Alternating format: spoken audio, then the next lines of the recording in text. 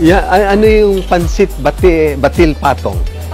Ang pansit batil patong ay Tuguegarao Pride, which means dito lang siya matatagpon. Dito yung pinaka-original niya, pansit batil patong. Batil, it means this one. The soup has a beaten egg. And then patong, may nakapatong na itlog doon mamaya sa pansit. Kaya batil patong. So, paano natin niluluto itong pansit na to? Ang ginagamit naming tubig niya, panluto sa pansit, ay ito yung pinakuluang buto-buto ng karne ng kalabaw. Pagka kumulo siya, lalagyan mo na siya ng homemade Mickey. Ito siya, homemade Mickey ito. Ito po, yan. Homemade Mickey po ito, gawa dito sa amin. Pagkatapos, ilalagay mo siya, titimplahan mo na siya ng betsin, may asin, may konting paminta.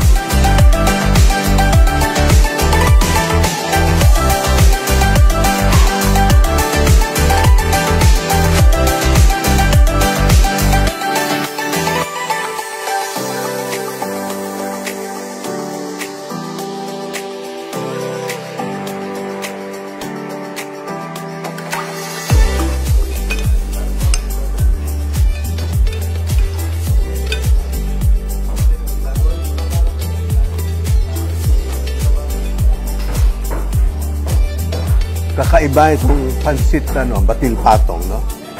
Kaysa sa mga pansit na natikman ko sa Manila. Masarap. Masarap siya. Perfecto sa maulan na weather, no? Masarap.